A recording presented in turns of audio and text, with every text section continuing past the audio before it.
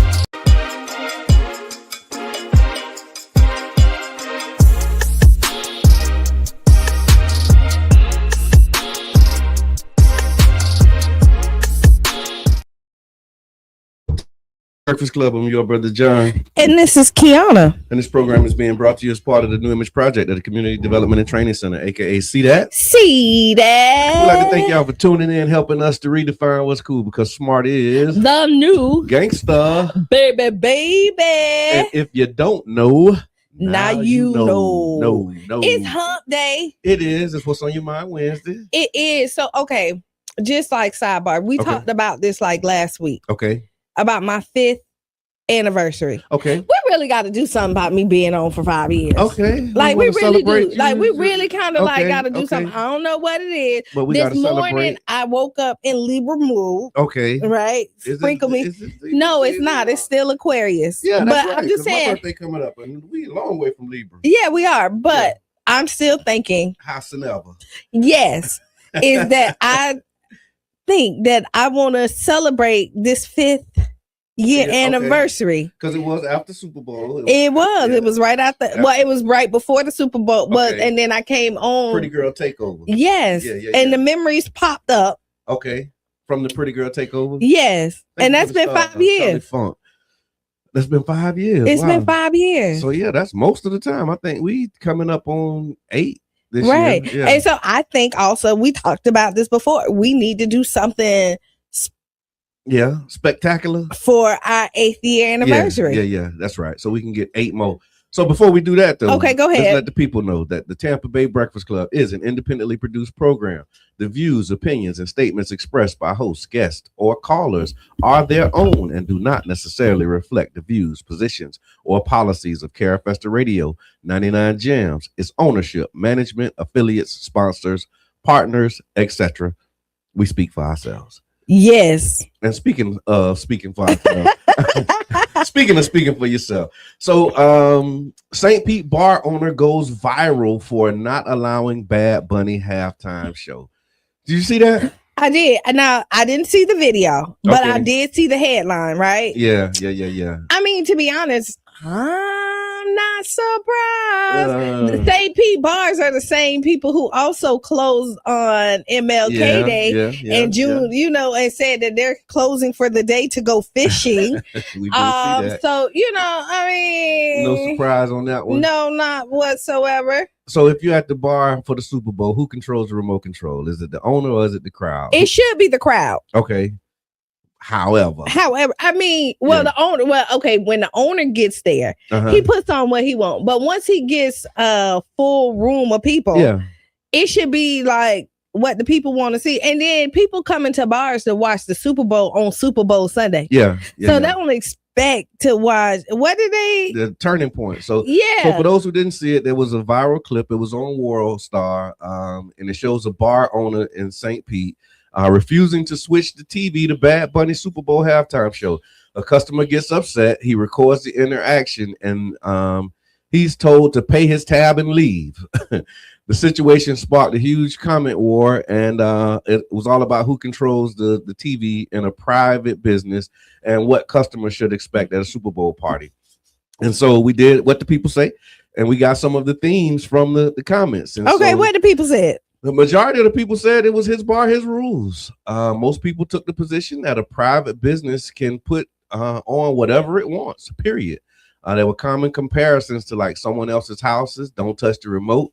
And if you don't like it, leave. That was one of the common. I mean, they're not wrong about that. But when you're catering to to a group of people, right? And then you're coming in, and I'm coming to watch the Super Bowl because if you have the Super Bowl on.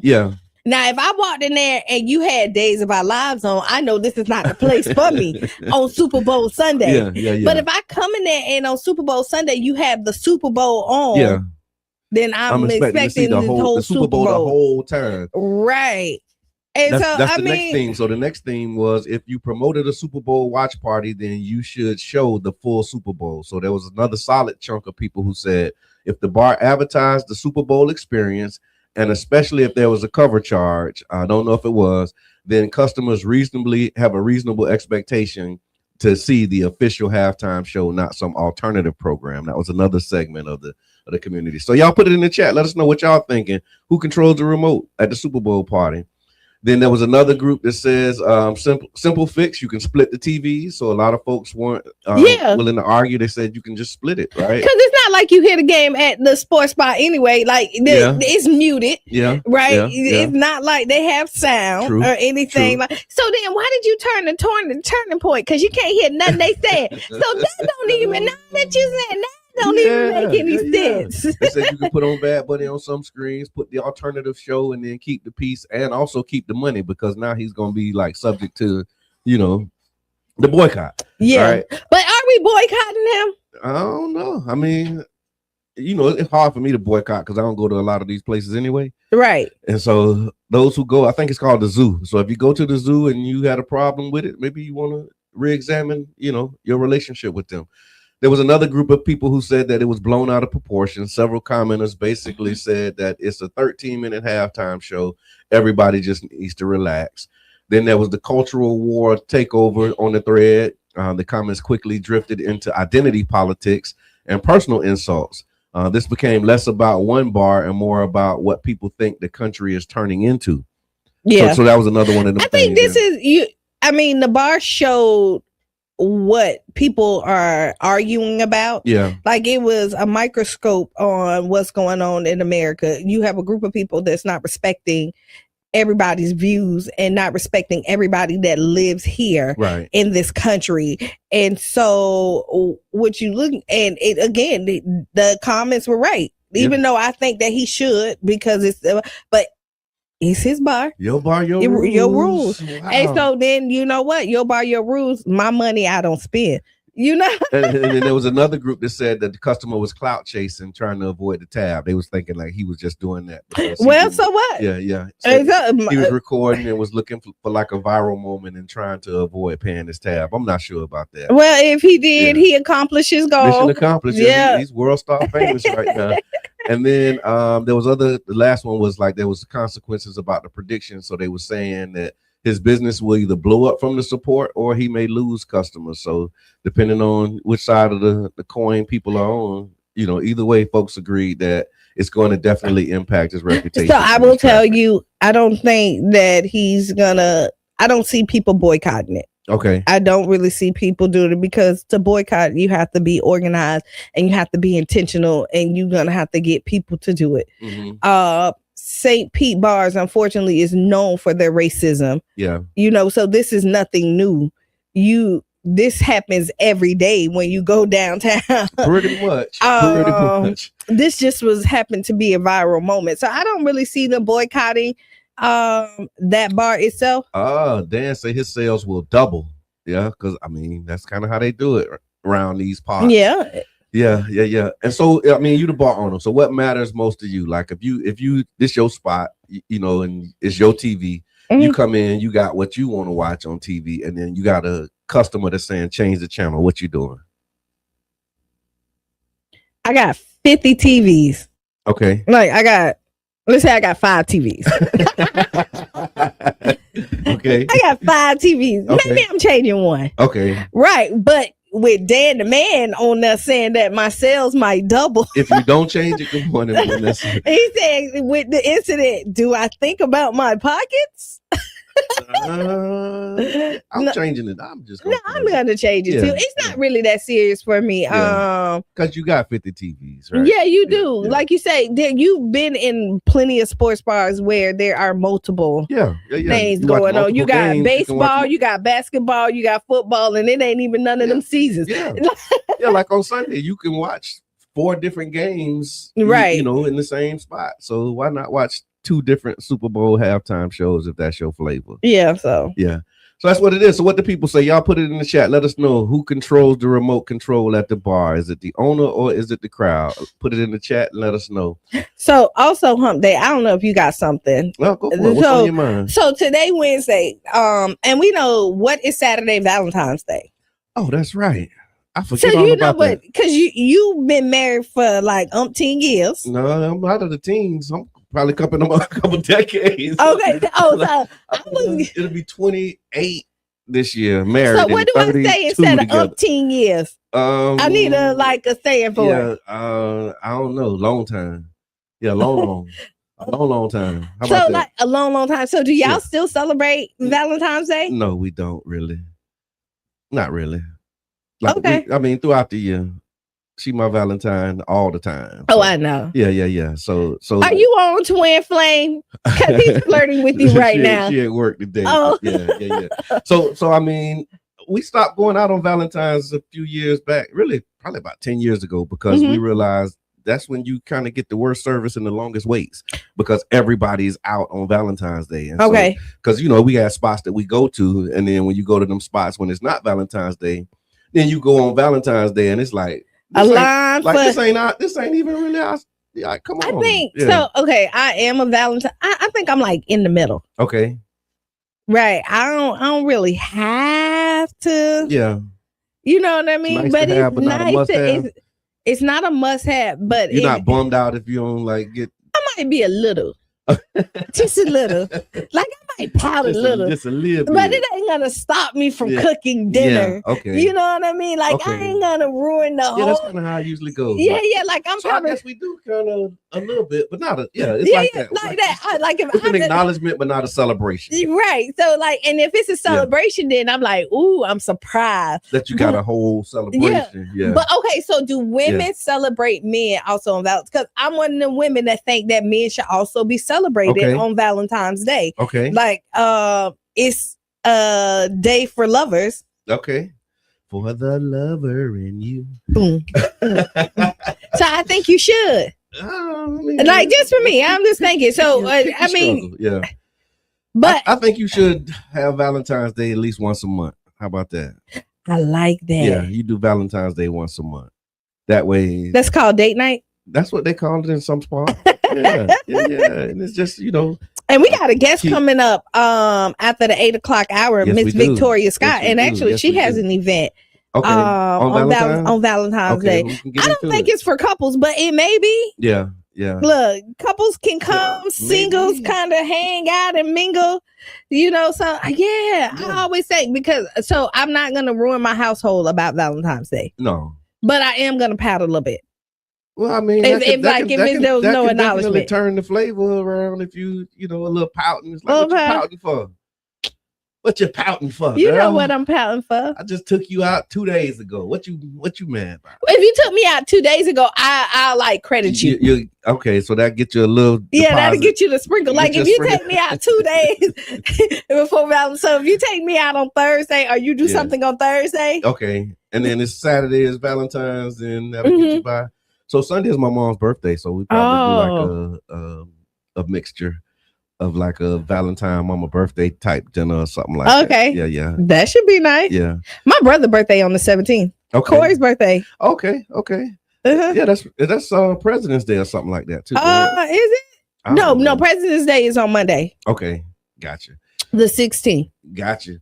All right, so let's do Would You Rather. Okay. I got a Would You Rather. Go ahead. Would you rather? So Would You Rather is brought to you by Jairus Martin. So whether you're looking for high quality entertainment curation and top tier event stage management, look no further than Jairus Martin LLC.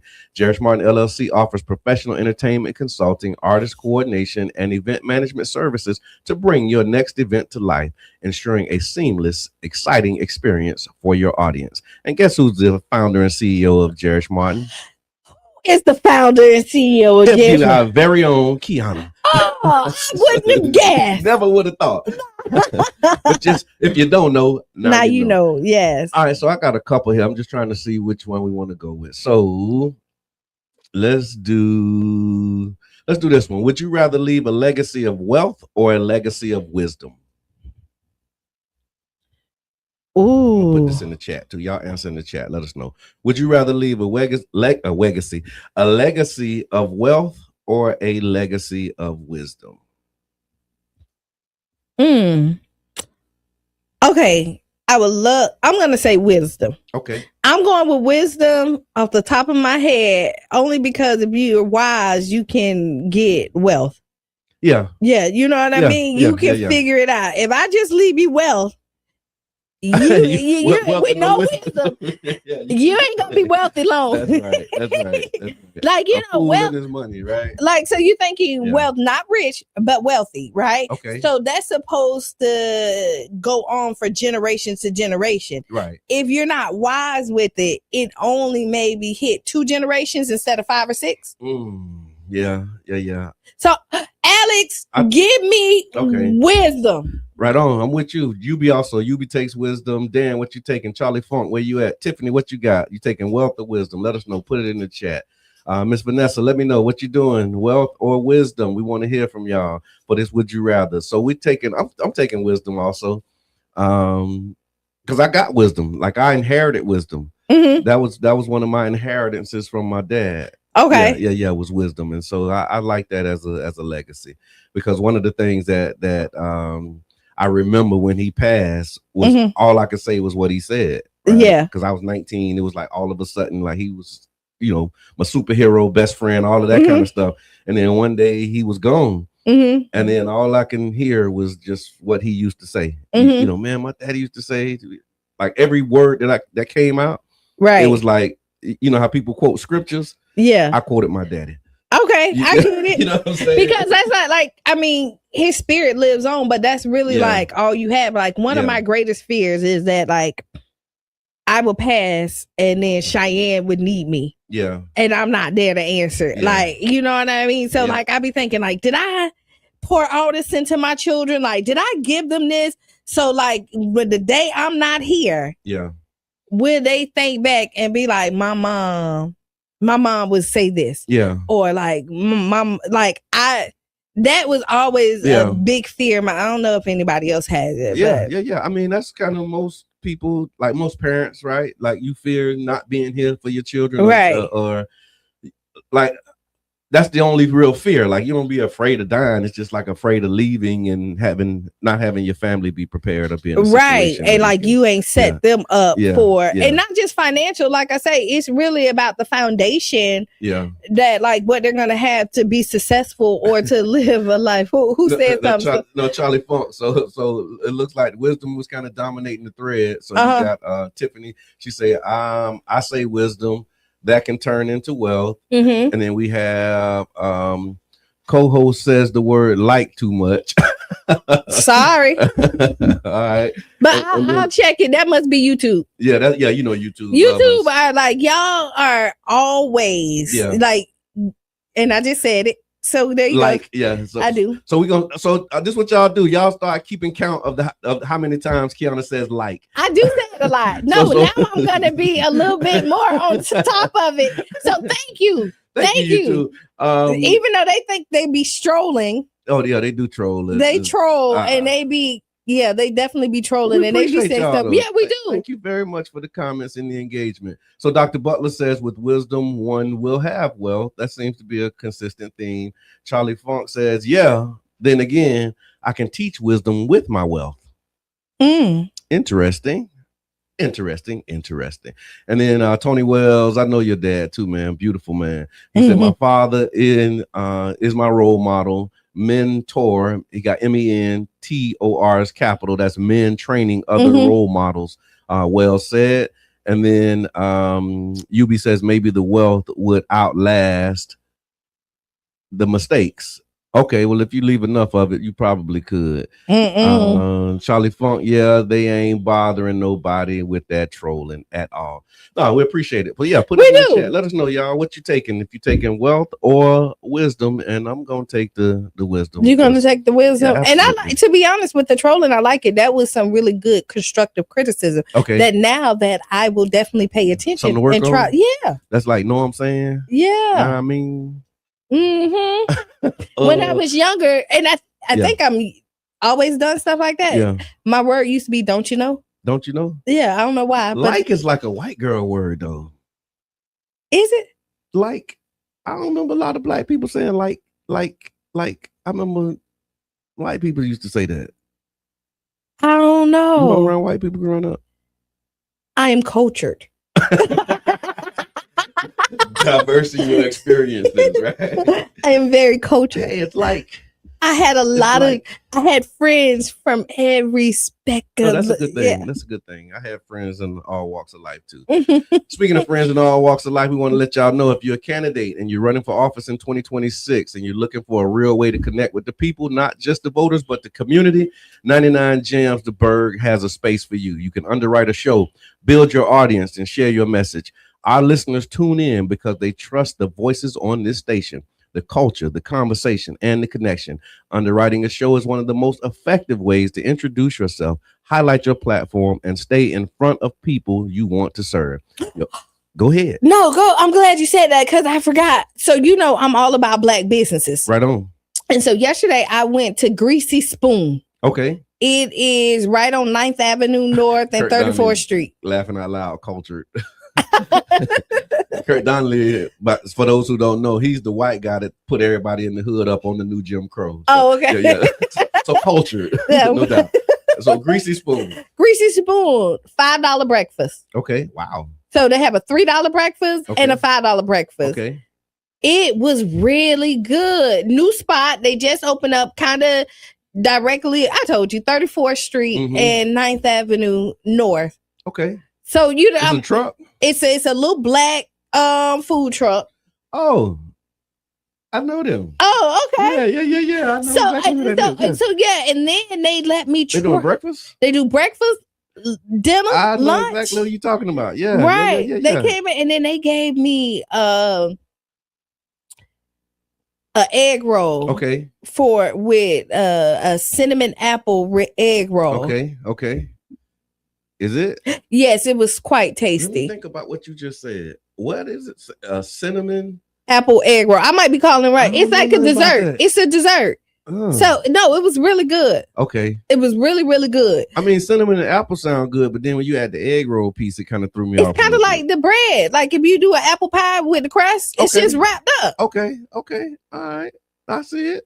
You see it? I see it. Okay. I think I can pull up. Yeah, no, pull up. Like, I'm thinking there, because last week or the week before we was talking about like these businesses that's really, the small businesses is really helping us out and selling us good quality stuff for a great price. You get way more for your money when you spend with local people. You do, because Big Love got great breakfast. Yeah. It's a $10 breakfast there. Apple turnover is what UB said. Okay, there you go. Okay. Apple turnover. It was delicious. So go there and get it. And they have like the specialty menu that you could get, and then they have a regular menu as well. Okay, that's what's up. So we got Keisha on here. Keisha says, "Come on, I got you a free one." All right, I'm gonna come grab it. There you go. I absolutely will. Put the address in the chat so we can shout you out, and let you know let people know exactly where you are, because we all about supporting each other, man. The Black Money Movement. We intentionally make each other rich on purpose. Like that's the mantra. Like intentionally making each other rich on purpose. Like why not? What other thing do we have to do with our money except give it to each other and help each other? Especially when we know how fast the black dollar leaves the black community. Yeah, we changing that whole narrative, like that whole thing. We upending that so that people know that our money has value and we know the value of it as well. So yeah, support the Black Money Movement. Shout out to the cash mobs and all of the things that have been happening to continue. Oh yeah, and we still ain't messing with snacks, just so y'all know. I'm so proud of the community because even like really, I ride by that every day. Yeah, and it's still a little ghost town over there. yeah. So nice job, because we really did, even with the change of ownership. Yeah, they say, right. I put in air quotes. They still, with them giving the $15,000. That's so funny to me. They say they got this guy on the picture with a $15,000 check, and then in print it says for 10 years. Right. So $1,500 a year for 10 years. So that was the promissory check that they wrote. Yeah. Right. To say that every year we're gonna give you $1,500. Yeah, but if this boycott holds, they're not gonna be here. But and you know, I'm happy that they're willing to invest in the community, but they were also bragging that they got 17 stores in our community. Yeah, come on. And so you couldn't even give $1,000 per store per year, right? Because if you just like you're making it, since you brung it out there, and then you known for you to treat us bad, overprice us. Yeah. Because you go in there and get a loaf of bread for $7. So not only are you overpricing us, you're cheating the government, because a lot of these people are using assistance. That's so right. You know they're swiping their EBT card. And so you're not only taking food out of my mouth or their mouth,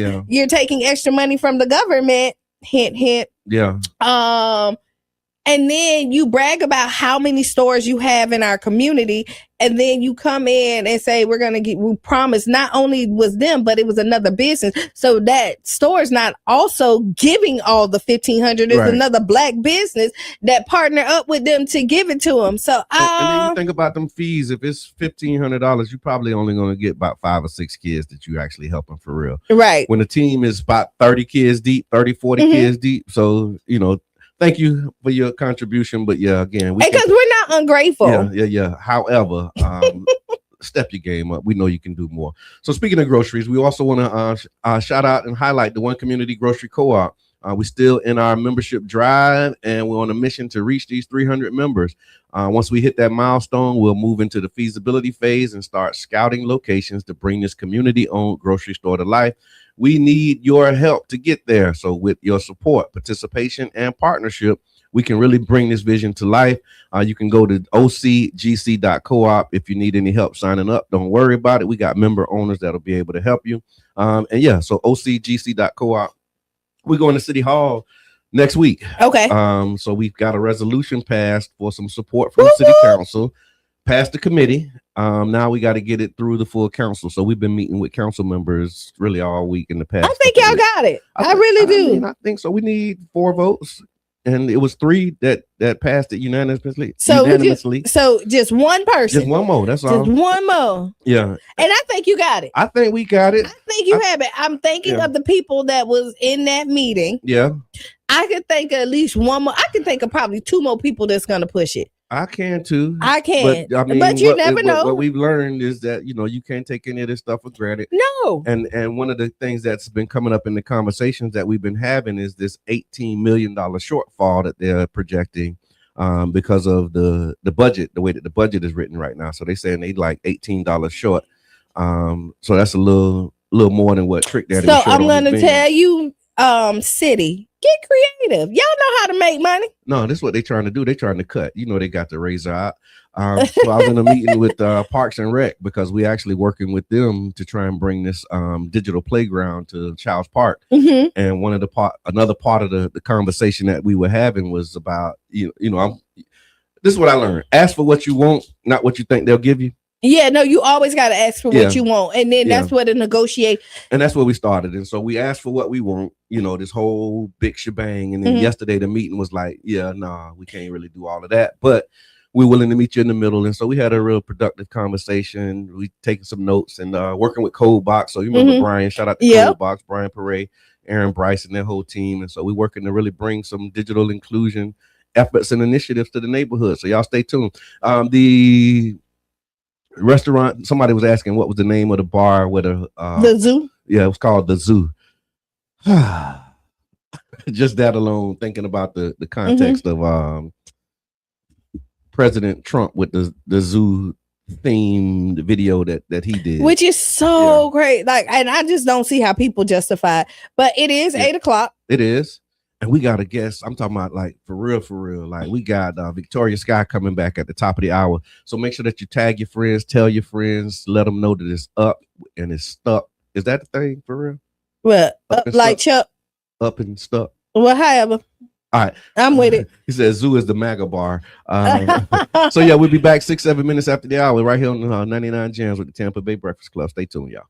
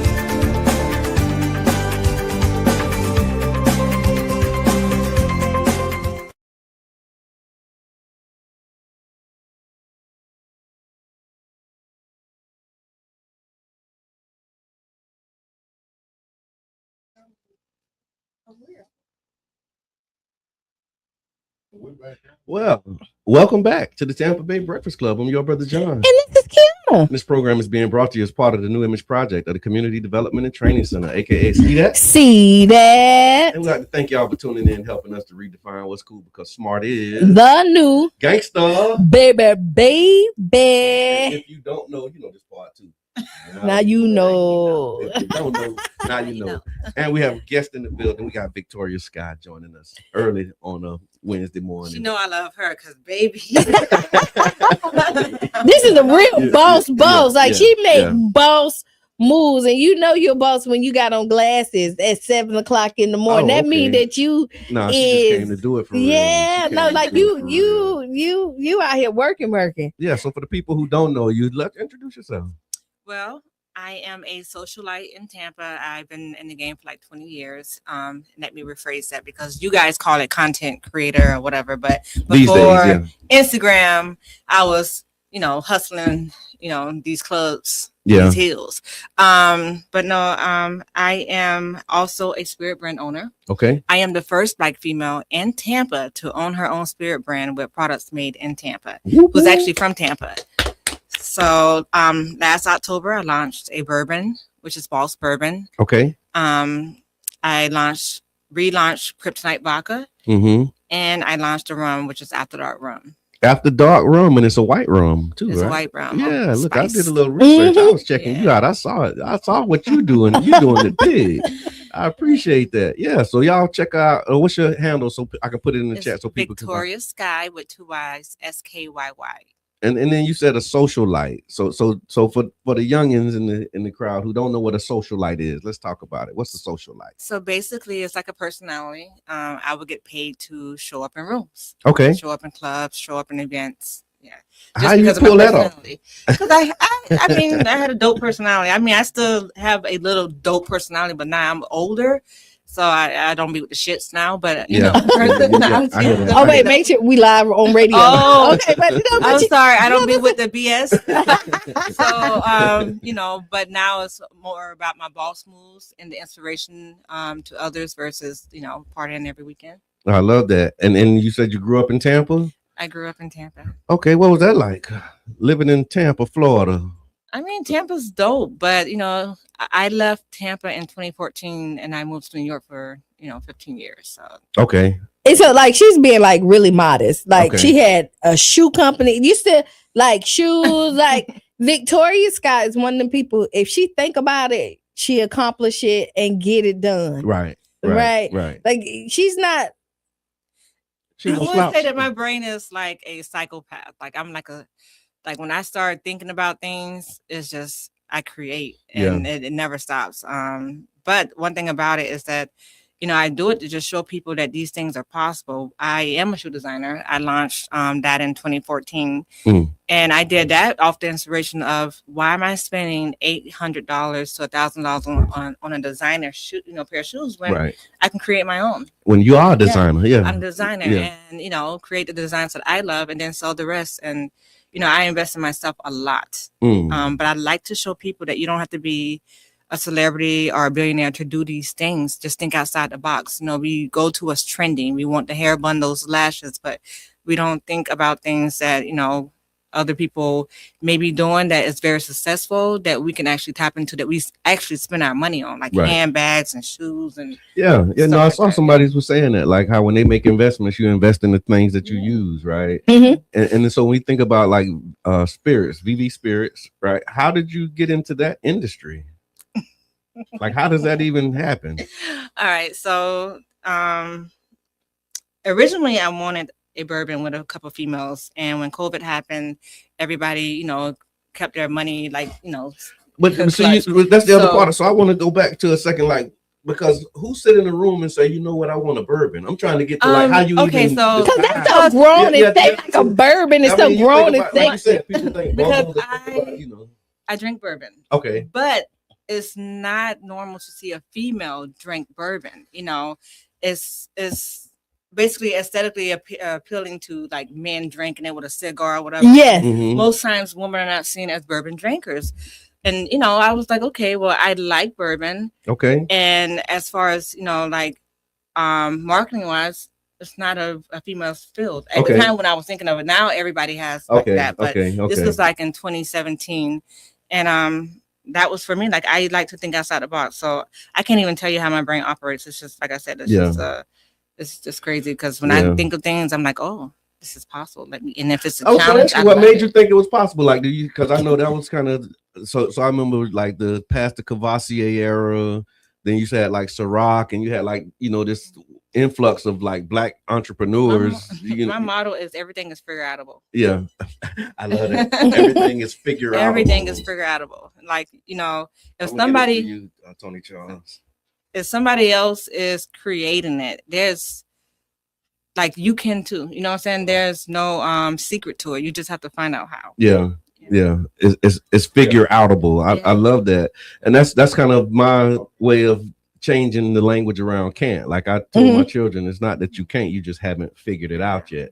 Because when you say don't say can't, right, instead of not saying can't, because we tell them don't say it, but like, what do you replace that with, right? And so replacing can't with it's figure outable is absolutely real. And most people don't think that way, because they're scared of the outcome. Either they're scared it's going to be successful, where they have to work too hard, or they're scared it's not going to be successful, where they lose.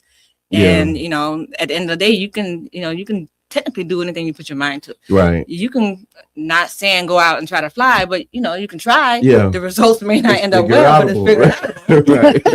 Right. Because somebody figured it out. Where did you get that kind of that mindset? Like, did you always have that, or was that something that you developed over time? Truthfully, I grew up a water estate. Okay. So I was in different situations. I had like 21 homes before I even turned 11. Oh, wow. Yeah, 21 placements.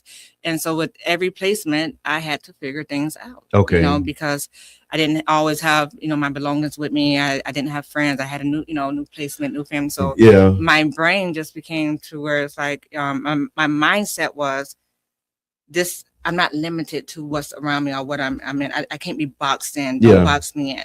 And so while I was boxing most of my adolescent life, it taught me to imagine and just create the things that are impossible to make it possible. Wow. Wow. And then I was. So you kind of, what I'm hearing is that you started making your own stability when you didn't have it yourself.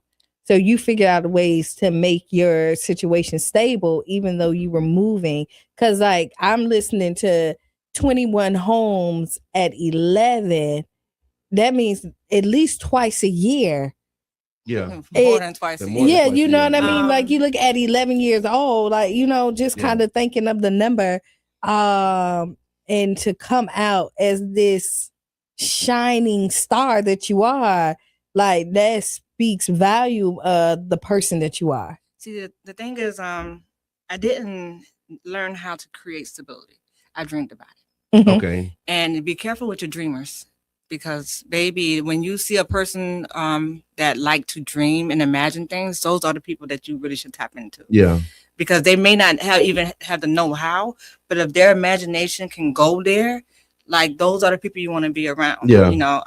But for me, I had to become a dreamer. I had to step outside myself to become the person I wanted to be. So while my situations were not stable, I dreamed of stability. So when I had an opportunity to control that was my priority. Yeah. And then, knowing that you aged out. So you stayed in that until you were over 18? 18. We actually worked on a program here in St. Pete to address that. Like when I was on city council, because we realized that there were a lot of children that were aging out. And then after you age out, like, where do you go from there, right? How do you handle that? And what was like, I guess, going through those experiences, when you look back on it, did it prepare you for what you're doing now? Like, do you lean on like some of those lessons of like leadership, survival? Like, how do you use that experience for fuel? See, I had to grow up at a very early age. I had my first child at 14.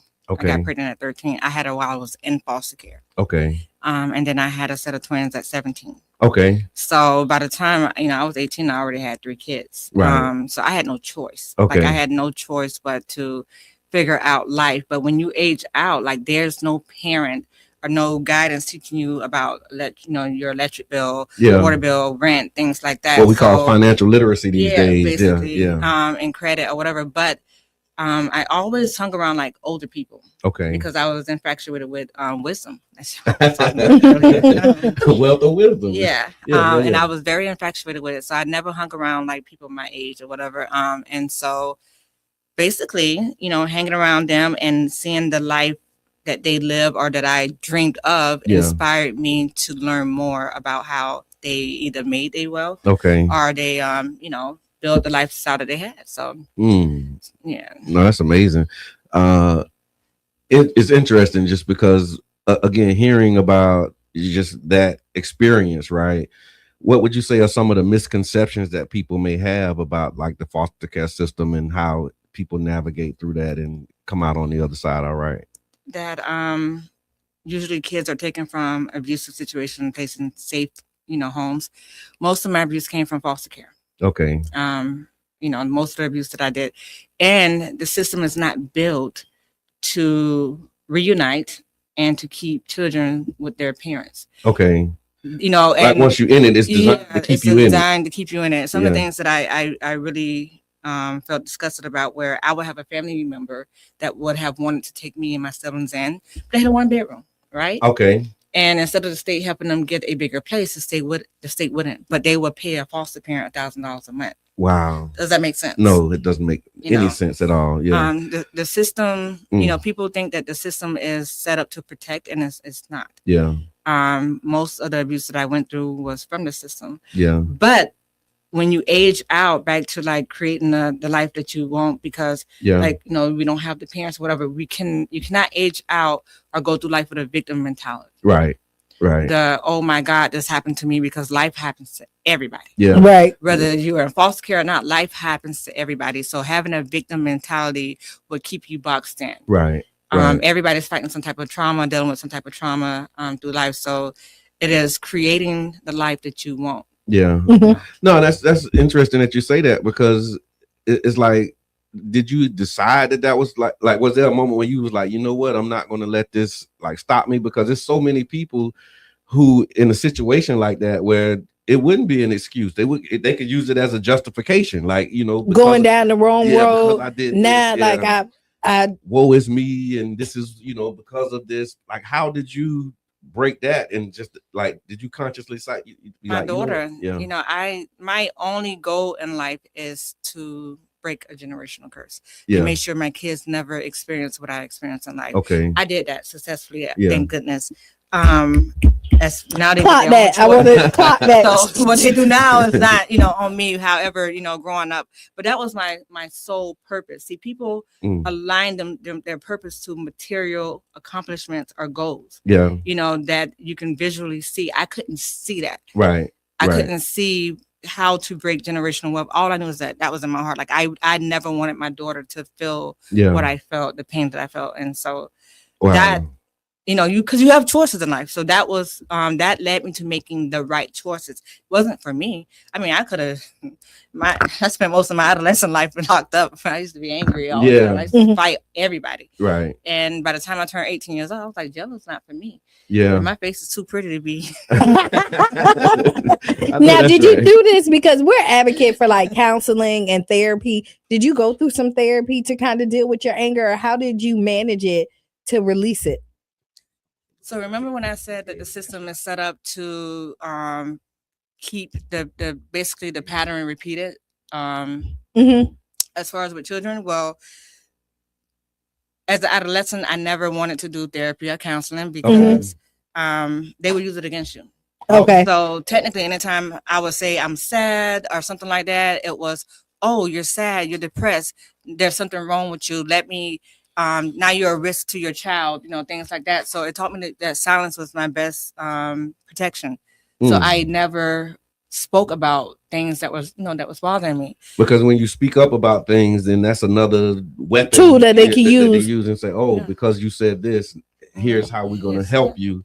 And that help is not really help. My mind, I'm like, did you not realize I'm in foster care? Of course I'm sad. Yeah. Of course I'm depressed. Of course I'm angry. I'm being moved from home to home, being abused in these homes. So when you speak up in foster care, it's used against you because either you're moved or, it's placed like something is wrong. And I'm like, yes, there's something wrong, but get me the help that I need. So unfortunately, no, I never did therapy. My therapy right now has been a walking example of what resilience look like. Mm-hmm. I do it within everything that I do, the events, the brands, everything. That is what I do. I show what resilience look like, what, basically not giving up. So for those who are just tuning in, we're here with Victoria Sky, CEO of VV Spirits, pardon me.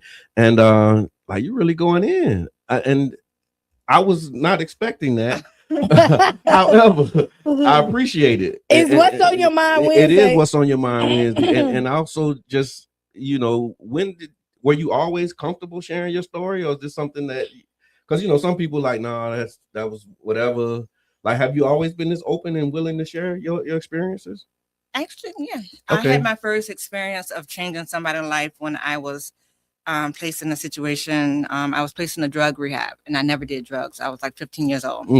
And it was a place called Axe, but they put me in there because there was no foster home for me. So they separated me from my daughter, and I was there for 6 months. And I was there with kids, adolescents that were doing like heroin and crack, like they were doing like crazy hard drugs. Yeah. And their parents put them in there. Okay. And I would never forget, there was one moment we had a group meeting, and everybody was so disrespectful to the staff, and they were going off, and I just snapped. Yeah. But I snapped in a way, I'm like, y'all are in here because somebody loved you. I'm in here because my parents abandoned me. Yeah. And I'm not even with my daughter. So instead of, taking advantage of the situation, and not taking advantage of the situation and letting it help you, you're disrespectful, this and that and whatever. And so after that, kids started writing me letters about how I changed their life. Okay. And then that's when I realized that my silence, is powerful. Like my voice is powerful, and I don't need to be silent anymore. Right. So I started sharing my story like right away because the impact that it made. No, that's amazing. Q, what you got? No, because that really was, because what you said, you learned that silence protected you, but then you figure out your voice had meaning and a purpose, and then it actually protected other people, and it started protecting you then. Yeah. Now I don't just openly share it. Right. Yeah, I know. Like, you have to know me to know about things like this. It's beautiful because that's one of the things that we talk about, we advocate for. And again, coming in, I wouldn't have expected that as to be a part of this conversation when I saw you, because again, you got the shades on, you coming in, She's thinking, super fly. VV Spirits, we finna talk about the party. No. But I mean, perception is really big, like especially on social media, right? Sure. So you'll see me posting or whatever, and people don't know what I went through to be here. Yeah. And I make it look easy, but it's not. Yeah. And you're really living the lifestyle that you're posting, like, because some people, no, for real, because some people post and not really about that. Like, I've seen you where, again, you're definitely an inspiration. And when I have, my baby, when she look up to other people, I'm not one of them people like, I got to be your only hero. Like, I don't want to be your only mentor. And like a few years ago, we were talking about it. Victoria Sky is one of Cheyenne's mentors. Yeah. And like, we met probably like almost 10 years ago, I would say, maybe a little bit longer. Like, okay. About 10 years ago, I think, like, with Sean. Yes. Through Sean, Estat. And like Cheyenne was like, Mom, like, to see another woman that like really go out there. Yeah. And like, and every time Victoria has something, like, she texts me, she ring it up. Well, baby girl. Yeah. Like, I want baby girl. Like, I want, and like sending shoes and like just investing into people for real. So like, she really walks the life that she's talking about. And then she's out there posting because she says she's a socialite, which now we would call content creators. Yep. And everybody think it's easy. And everybody's not living the life that they're posting. Yeah. Yeah. Because it's a facade. Yeah. But she really starting these businesses, making them successful, like out here on the grind, doing what she got to do. So kudos to you. Amen. And then as a CEO, you constantly responsible, not for just yourself, but for others. Like, so how have you been able to translate some of those experiences into your boss life? like how do you make a decision for the good of the whole and on any given day? Okay, so as far as with my business it's a one-woman show. Okay. I do everything. Okay. I have a hard time with control. I gotta stay in control. Okay. But what I do with it is like I allow myself to give a platform to others. Like she said, I'm always calling her like, hey, I want baby girl, and my thing is I like giving others the opportunity that someone gave me. Okay. Because it's all about like who networking. And I don't always like going out to network. And there's a lot of people like that. They don't like to be in those rooms. So my thing is I like giving platforms. But I'm trying to figure out how to that was one of my things, networking. I never did. And then, on city council, like you supposed to work the rooms and all of that stuff. I was horrible at going around seeing everybody. Like I get in their room, I find somebody who I know, and I'm like, it's me and you all night. But that is a skill. That's something that you have to develop. And really I've been in sales since I was 18 years old. Yeah. So I know how to work a room. Yeah. I just choose not to network in rooms. I feel like when I am getting ready to do something, I align myself, I meditate, whatever, and what's for me will always be for me. Yeah. So So you also have an event this weekend. I do. Tell the people about it. The ladies. So I have Zay France coming to Tampa again. He was at the VV Experience last year, and I think he did an amazing job. So I wanted to bring him back for the ladies. And then we have saxophonist Marlon, performing at Lit. It is a satin pajama party from 8:30 to 11. Satin pajama party. For the ladies only. Okay, thank you. So whether you're booed up or whatever it is, like tell them to let you go free for a little bit. We're finna have a good time. It's hosted by Wild Babs. She's such a great person. And then we have DJ La Luna, with the R&B tunes. So it's going to be phenomenal. Okay. So ladies, if you're looking for something to do, single or in a relationship, because as we say, not umpteen years, but a long time, you're not celebrating Valentine's Day anymore. Or like some people celebrate the day before and all this other stuff. Or just joking it, if you are that person that get it the day after because you're not the girlfriend or the boy. No, you didn't do it like that. I'm just saying, this is reality. The 15th is the day for a lot of people. Right. Yeah. So on the 14th, if you are half off. Everything half off on the 15th. but if you're looking for something to do, then it's a satin party strictly for women. And then you're having the men serenade you. Yes. Yeah. Nice. Yes. Nice. Tell your boo thing, your situationship, to buy your ticket at the vvexperience.com. Love that. And then just thinking about again, going back to the VV Spirits, because I'm really intrigued by that, and just like you being in that industry, like how did you come up with like the formulas and how do you cook up a bourbon? All right, so basically with the vodka, it wasn't inspired by a previous relationship. Okay. The Kryptonite. Okay. I will, I'm gonna say his name. Great friend of mine, but the VV stands for Vicky Valen. Okay. For Bobby Valen, Bobby Valentino. Okay. That was my ex. Okay.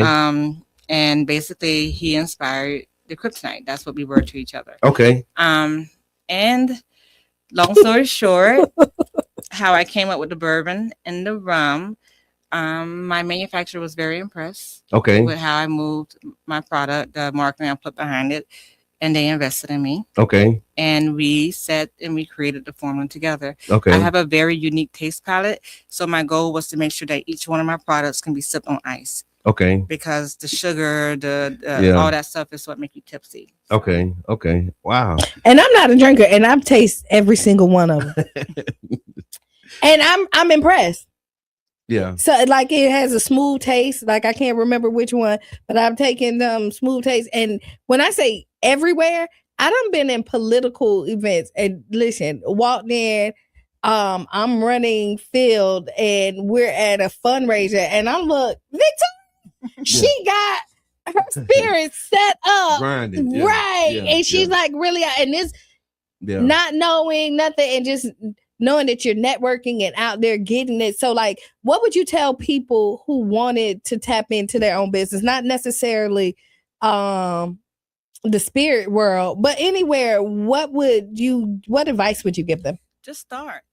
Sometimes we wait for that big moment or we wait till we have all the ducks lined up in a row, and you may be missing one, but start. Yeah. Gotta start somewhere. Yeah. Start the motion, get going. Yeah. And then as a CEO, I'm sure, it's not all, unicorns and rainbows. What have been some of the the hardship, the highlights and challenges that you've had to overcome just as a part of your journey? Honestly, I experienced a lot of challenges, to be honest with you.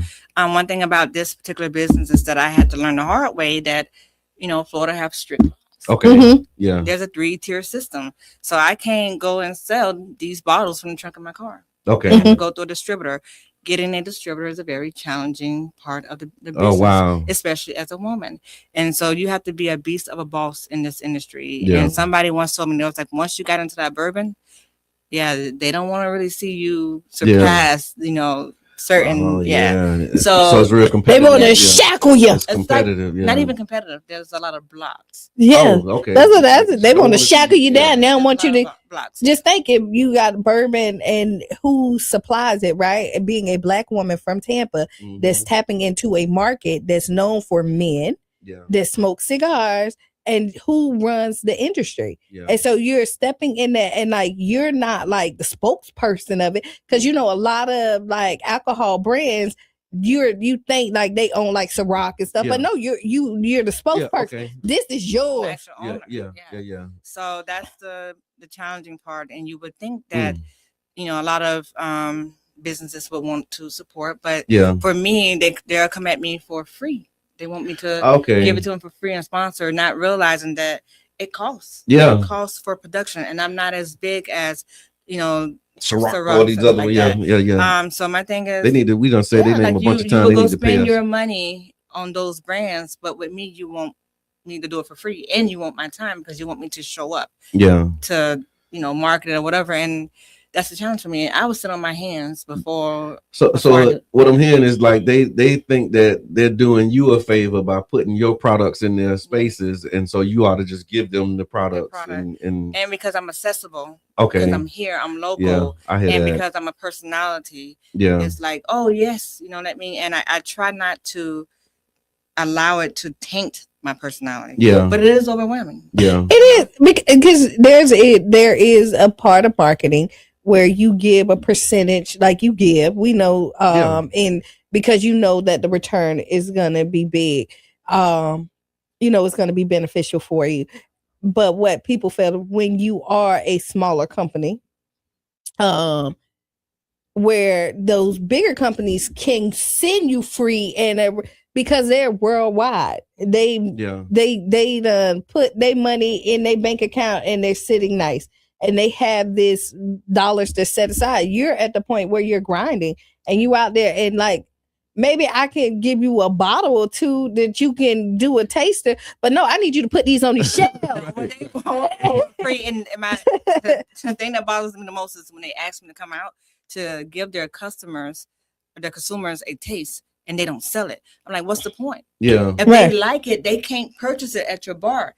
Now, make the purchase, and I will make sure you sell out. And that's why, even lit, I love the way that Brian support me. And my thing is, when they buy a case, I make sure, because I am accessible and I am a person, I go out there and make sure they make their money back. Right. Off one bottle. Right. So we just made a connection in here. So Dan, he says, I will carry it at Jackson's when we open. So please connect with us. And so we got to connect up with I got you. I got you. So we just made a connection and we got somebody who's going to support it. For those who are just tuning in, we're here with Victoria Scott. She's the CEO of VV Spirits, has an upcoming event this weekend, and she's talking about her grind in the spirits industry. And one of the things that kind of came up for me when we were talking earlier, just listening to you earlier about the CEO, the industry, the boss life, is again some of the highlights. Like, what have been some of the, because we talk about the challenges, but what have been some of the moments where you was like, yeah, I really did that. I love to create and I love seeing my product come to life. That is so fascinating to me. Yeah. I love it. Seeing it on the shelves, in the bottles, and that is, people can actually drink it, the reactions. I love that. Yeah. And you did a rebrand, right? I think October was like the relaunch. Yeah. Would you mind walking us through what that process was? Because I know at one point you said you your image and likeness on the bottle, and then you made a change. Let's tell us about that. So I rebranded Kryptonite. Okay. The reason why is because I know people hate when I say this, but yes, I was the first Black female on a bottle. No, it's some people that hate. There's actually like, on a bottle. People who love. People who hate. The challenges that I have is that industry, the liquor industry, is owned by a particular culture. Yeah. But they don't really respect women. Okay. And there was times where I would have a friend go in the liquor store and my bottles would be turned. Wow. To where it wouldn't display. So your pictures on the front, you saying? No, but then they would turn it around so that they couldn't. The picture was like goddess-like, and they would turn it around. Too much for them. Yeah, they just didn't like that. Okay, but it didn't deter me to like basically make the change because of that. Because I like a challenge, but I wanted to appeal to all audiences. Yeah. You know, and I didn't want to just carry that particular part of the history with me. I know what you mean, because a lot of times when we say Black owned, people interpret that as being Black only. Yeah. When it's not Black only, it's Black owned. And so I hear that. You wanted people to buy your brand because they liked it and not buy it because it wasn't there. Yeah. It didn't fit their palate. Choose not to buy it just because it was a Black woman who owned it. Right. And so like you're not even giving it a try because my image is on it. So no, look at it. In my experience, even with that with females, they loved it. I remember I was at the bar one day at Lit and a young lady came up and she looked at the bottle and she was like, "Is that you?" And I was like, "Yes, that's me." And her boyfriend bought her a bottle for like $300. Like right there. Like she wanted the bottle that bad. Because she's inspired by seeing her. That was a dope experience. But you know, you live and you learn with business, and you know, rebranding was necessary. Right. Because I wanted all my bottles to have a certain type of flow. That's where the Black bottle came in. Okay. Yeah. Okay. Nice. And so the event is coming up this weekend. Mm-hmm. On Saturday, Valentine's Day. Valentine's. Yes. Will you be mine? Okay. Will you be mine? I got, it's gonna be a dope vibe. Girls only. Girl, listen. Don't you pull up now. Yeah, no guys. Lady guy Valentine, because my boo would be upset with me. So yeah. So listen, come on out, ladies. Wear your satin pajamas. And so like it's nice. It sounds for me nice and sexy and grown and mature. Not, raunchy. Mm-hmm. Come out here, enjoy, get serenaded by the men, have a good time, drink your bourbon or whatever your choice of from the VV Spirits, and then go home. Yeah. And then go home. And then they're gonna thank me with that. Yeah, that's what I'm saying. Then go home. And then, end Valentine's Day, right? They friends, because I don't know if he's on y'all playlist, but he's very talented. Who is? Yeah. They friends. Okay. Yes, very, very talented. Mm-hmm. We're gonna look him up. Absolutely. I think he's like going to be like the new king of R&B. Like he's just really phenomenal. You heard it here first. Made in Tampa challenge. Huh? No, but if you know Jay Franz, he has some music that's out there. He's talking about the challenge. Yeah. I'm not gonna rap for y'all. Okay. Yeah. Oh no! Come on! Let's go. My MySpace days. Oh, I hope they never come back with my. Your MySpace days. You know what? Now that you say that, like sidebar, I tried to get back in my MySpace. Okay. I couldn't get in. I have like 3 songs on MySpace. Yeah. That was on repeat. Yeah. No, I saw that in the rotation too, so I just wanted to. No. Yeah. The Made in Tampa challenge. Well, thank you again. You gonna hang out with us? You gonna ride with us to the end? Mm-hmm. Because we do have Ask Qiana. Okay. I want to do Ask Qiana, and then we got a couple of clips that we want to share again. If y'all just tuning in, we're here with Victoria Sky. She's our guest for the day. She's going to hang out with us until the end of the ride this morning. What's the end of the ride, though? 9 o'clock. You got 20 minutes. You got 20 minutes. I got you. You can ride with us a little bit. But definitely want to thank you for what you're doing for the community, for the culture. And it's inspirational. It really is. And so how can people, again, just remind them real quick, how can they support the brand and support you on your journey? You guys can follow me on IG at Victoria Sky with 2 Y's. My brand page is the VV Experience. So if you are a liquor store or a restaurant or a club owner and you would like to carry the brand, reach out to me. I do have a licensed distributor, so I do have to put you in contact with them, but I can make the initial contact with you guys. Love it. And I'm not done yet though. Like, the VB experience continues. Yeah, what's next? What can you give us a preview? What's to come? A couple previews. I have a show coming out. Okay. Nice. Okay. I have a show, contract signed, so we're going to do the drop next week. So stay tuned for that. It's an actual show. I have Slim coming back to Tampa. Okay. That was Jagged Edge, right? No, which one? 112. And I love Slim. Let me tell you, I love Slim. Yeah. Slim is actually my son's manager. Okay. Right. And he knows about like St. Pete, Tampa, and he knows who we are, but we had never met until the VB experience. Right. And so when he came there, he went back and said, "Boy, your mama." But Slim is real cool though. Like he's real cool people down to earth. That's what's up. All right, so let's do Ask Qiana. Ask Qiana is brought to you by the One Community Grocery Co-op, ocgc.coop. This was kind of tough here. Okay. So dear Qiana, my wife and I got evicted during COVID. Ever since then, we've been struggling to get back on our feet. We've saved up enough money to rent and deposits, but that old eviction on my record keeps blocking us from getting approved. Every time we pay another application fee, we get our hopes up just to get let down again. Right now, we're living with my in-laws, and while we're grateful, I'm ready to get back in my own place. What can we do to finally move forward? Do you have any suggestions? Go get it removed off your credit. You can do that? Yes. Okay. Go. It's enough credit people out here. That is like, this is real simple. I'm saying this is real simple. Okay. Go talk to some credit repair people because they remove inquiries, they remove evictions, and they'll tell you, I'm not a credit repair person, but there's enough people. Royce. Reach out to somebody that can go ahead and remove it. Now, until you do that, look for some privately owned places. Okay. Who are not doing those background checks like that.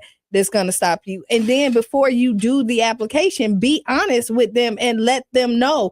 Don't go in there crossing your fingers and hoping that they're going to give you a place knowing that they're going to find out. So, hey, listen, during COVID, we got evicted because of this, and this, and be upfront. And is it possible? Is that going to hinder me from getting a spot here? Before you even give them that check, that money order for the application fee, you just need to tell them up front what it is, and then your hopes ain't up. You ain't sitting up here wishing and hoping. You'll know right then and there if it's going to be a problem or not. And a lot of places do know that people lost their places doing that. Your deposit may be a little bit higher. Okay.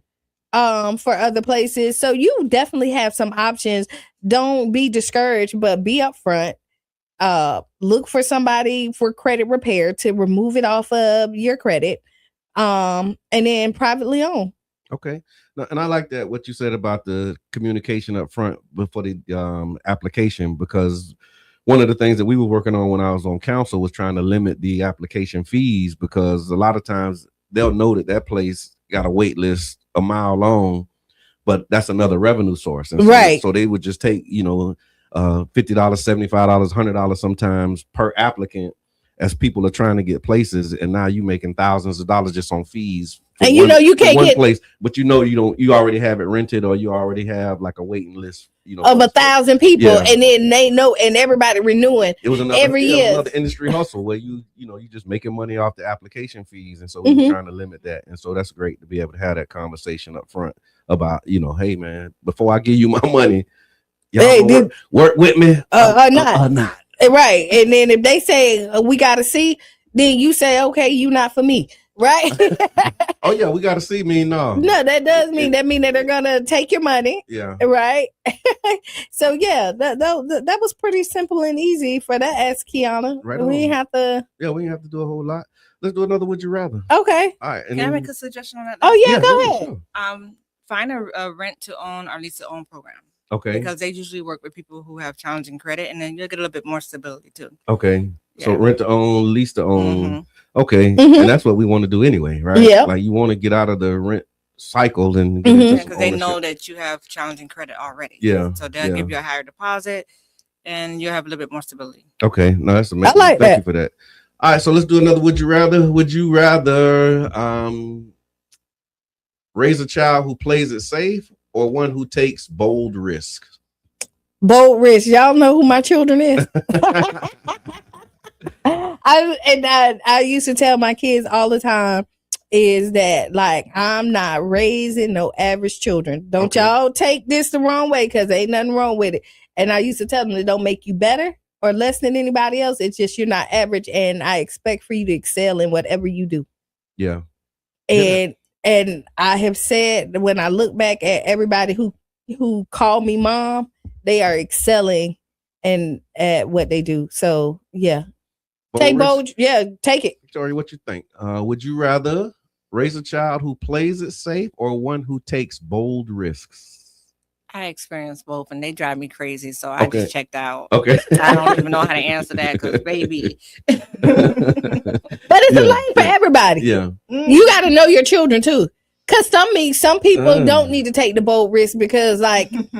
That ain't for them. Yeah, you don't like no, baby. So no, baby. Okay. No. I so need you. No one size fits all. No, it's not. No. Because some people need that structure of that 9 to 5 or like going to school, doing that path. That's how they mind work. So and I guess how are you defining bold risk then? I guess that would be the question. Because when you said 9 to 5, is a 9 to 5 playing it safe? Is that what you? Most of the time it is. Yeah. Like when you risk would be like starting your own, right? Because just think about it. Playing a child that got kicked out of New York. So is that bold enough? Wow. Got get out the whole state. Yes. Just like get on your horse and leave and don't come back. Yeah. I mean, so so no. I want you to play it safe. Okay. Come on back in. I need you to play it safe. Play it safe. They're fine, but that one took the bold risk. Yeah. You're still taking risks. One of the twins. But I mean, you think about that though, because again, how do you define risk? You got to know your children for what you encourage them, because you're right. You don't want to just say, "Oh, baby, you could do anything," but you know. Sometimes you don't like you will do anything. It's so hard because you want to pour into them, right? And you want to guide them the right way, and sometimes we're blinded. Yeah. Like we think that our kids are more talented or than they are. Like because and then sometimes but do you really sometimes you do. You really not know? Sometimes some people don't know, but then sometimes they do. And flow. Everybody gotta have a dream. Yeah. I'm trying to give people a benefit of the doubt. But and you honesty and how you say it. You don't have to be rude or nasty with it, and you don't have to cut down their dreams with redirecting them to the path that best fits them. Yeah, I hear that. So that brings up another question just in general. Have you ever experienced anybody who like tried to discourage you from doing what you're doing or like moving forward with what you're doing? All the time. Yeah. And tell people my plans until I'm actually ready to execute it. Okay. I get that all the time. People think I'm crazy. Yeah. And I'm like, y'all have no idea how my mind works, because by the time it comes out my mouth, it's already in action. Yeah. And I'm just give you a perfect example. My next VB experience, I was looking for a particular type of venue. Okay. And I spoke it maybe like 2 weeks ago. I was at an event on Saturday where I was, booked to host. And it fell in my lap. They want me to have an event at that particular venue. Wow. So yeah. I just people do it all the time, but that's because they don't understand how to make things happen. When I say resilience is my superpower, like I think my second superpower is like I know how to make things happen. Yeah. But I'm not in a fantasy like when she was saying I love how like the life. Yeah, I have a policy: no clout, no chase. You would never know how I'm living unless you know me. Yeah. I don't have to cloud it.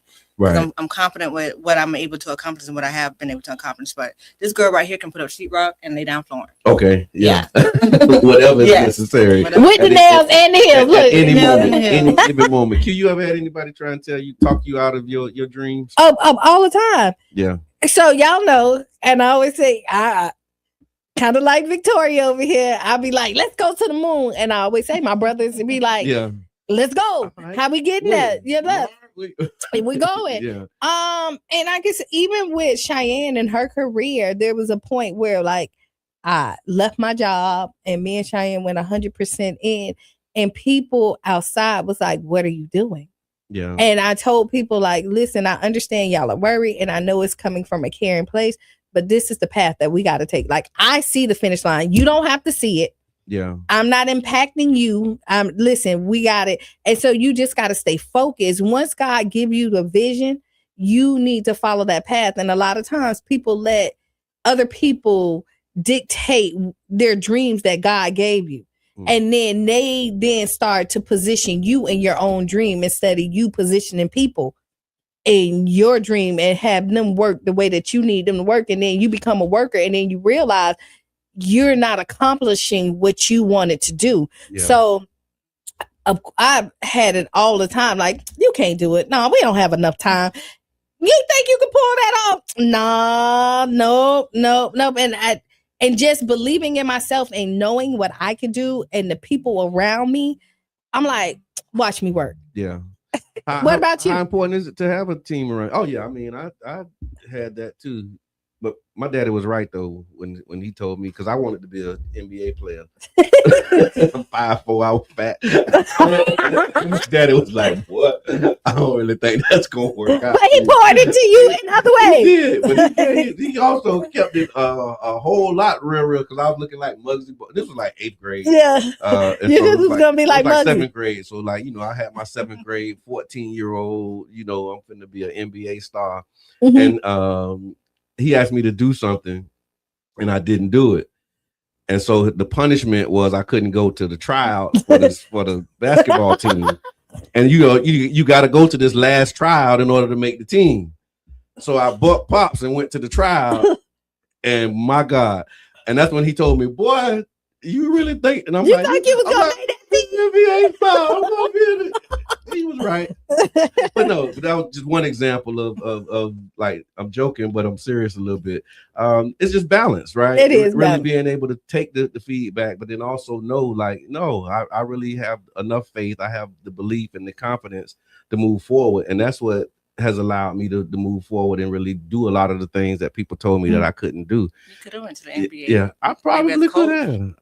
Exactly. Maybe as a coach or maybe as a, one of the sports doctors. Yeah, what you could have to get to the airport. There we go. Right. It's all figure outable. Because everybody want to be a part of the industry, but what part do you play in the industry, right? That's and so you were asking before I went in, like, how important it is. Very important to have a team. Yeah. Like, people who think that they can get it done by themselves is insane. Like, I like to touch everything just to be in, but I don't have to run everything, right? I like to be in when I'm doing something, to be in the room, but I like for the person that is knowledgeable and who that's your lane. Yeah. Help me. Yeah. Like, because you really need it. You see the execution. And when you try to do it all by yourself, you realize that, like, you will drop the ball. But you got to have a lot of trust though, right? You got to, I think it's twofold, right? You do. Because you want to do that, but then there's some things where it's like, you feel like if I don't do it, it ain't gonna get done right. But this is, like that's a real thing. That is. Like sometimes you like, okay, that's when you start looking at what needs to be done as opposed to like how you would do it if you were doing it. Half of it, and that's why I have to be like, I want to be in every room. Yeah. Because if I see you slacking, then I can like, hey, what you doing? Yeah. So communication is a big thing. To get out of that. I'm trying to build systems, really. So I know you are. Yeah, because you can't be in every room, and it's hard. But you can't to scale if you got to be in all of them spaces. But you don't have to run every room. Yeah. Like, I sit back. To really not be. I know you is because you was like, nope, not my committee. Yeah. I'm not on it, and I'm like, I need you. Nope, that ain't what I signed up for. I'm managing my yeses. How about that? I'm being more judicious with the things. And maybe one day I'll get there. Your team is a little different. Maybe your team is not necessarily partners. Maybe they're not necessarily workers. Maybe they are contributors in some other way. Mm-hmm. Yeah. And so I hear that because I know you said like you're a team of one, right? And just knowing like you. But I can't say I do it by myself because at the end of the day, it was the people that showed up for me that made the event, successful. It was, my friends that helped me out. It was the performers, the hosts. Yeah. That was my team. Right. Yeah. Right. Mm-hmm. And so it's more that collaboration and you kind of move into pieces. Like that's the space that I'm in and not have to try and do everything. And in order to do that, it's just being clear on like, this is what's required. Now here's how I would like you to do it, and here's how we've always done it. But as long as you get what's required done, and good. So I'm in there. I don't care your process. Yeah. Like that one. Like I've worked with enough people. As long as we make it to the finish line, like I might walk straight. Yeah. But if you're gonna go zigzag, as long as we get there at the same time, that's it. I don't care. Yeah. Just let's get there. Yeah. So I'm not gonna dictate how you get there. Yeah. Like if you're a part, like if you're working with me, because I know everybody's minds work different. And that's the beauty of it with the team. And then with your team, they catch stuff that you don't see. Yeah, absolutely. Right. And then sometimes they even bring and blossom and make what you thought was good great. As long as you're open to it. You got to be open to that. You definitely got to be open to it. One of the things I learned kind of the hard way, you have to really be clear in what the outcome is, because another thing they said is delegation done wrong is worse than doing everything yourself. Right? Yeah, it is. You kind of told them what you wanted. And then they have their idea of what you wanted. And then when you look, you be like, that ain't what I wanted. Well, it's like based upon the way I understood. And I don't like that. I'm gonna tell you, I don't like to work with people when you tell them something and then they be like, well, you know what? They said they only wanted the red flower. But these pink look real good. Because people start adding action. Yeah. No, that's not required. Yeah, no, I did not ask you to add.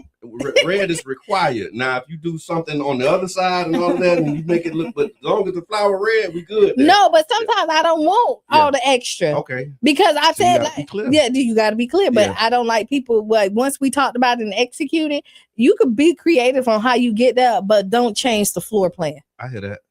All right, so thank y'all for that. Thank you for the Would You Rather. Again, we got Victoria Sky in the building. Thank you for being here, rocking with us. And the event is Saturday. Mm-hmm. Ladies only. Ladies only. At Lit. Shout out to Brian. Shout out to my team too, Taj Mahal and Manny the Composer, my manager. I appreciate you guys and my friends. Love you. That's what's up. Q, you got any final thoughts? Okay, you know what I'm gonna say. Be the change you want to be a C. Right? Write down those 5 things at the end of the day. I don't think y'all know how important it is. Even in these times, it's more important now to write down the 5 things that make you feel good, make you giggle, make you smile. Because again, we will sit and harp on that one thing that happened bad, and we would let it dictate the entire day. So smell the roses so that you can enjoy life. What about you? Even though we did it backwards. No, that was a lot. Okay, we can say no. The 5 things is really good because that's like so important. And again, when I first tried to do it, I didn't realize that like you got to really think about it. But it's like, okay, I'm gonna just write down 5 things that made me smile. But then I'm like, wait a minute, this taking longer than I thought. But when you thought about it, it made you feel so good. It did. So yeah, do that. Absolutely do those things. We also have a lot cooking, and so we're doing a advocacy training. So it's organizing for impact, community advocacy in action. We're inviting you to that. So you can actually, we'll post a link on the neighborhood association page. That'll be this Thursday is when we're doing the training. Okay. There's a call to action. So we're asking people to write your city council member. We're trying to get this one community grocery co-op off the ground, and we're in pre-development stages. And so if you want to support a community-owned grocery co-op, a community-owned, when you join, you're not just a member, you're a member owner. You actually have a stake in what we're building. You can go to ocgc.coop, become a member owner, and to help us move this a little bit further for a pre-development, we're asking city council for some money, and we want you to send them a letter. We'll send you all that information. And you're a part of the founding members. Yes, so that means you're a part of the foundation. Absolutely. Just FYI. So stay tuned. Sister Hughes, make you lose your shoes and shout all around the house. This has been the Tampa Bay Breakfast Club. I'm your brother John. And this is Qiana. And we out. Beam, beam.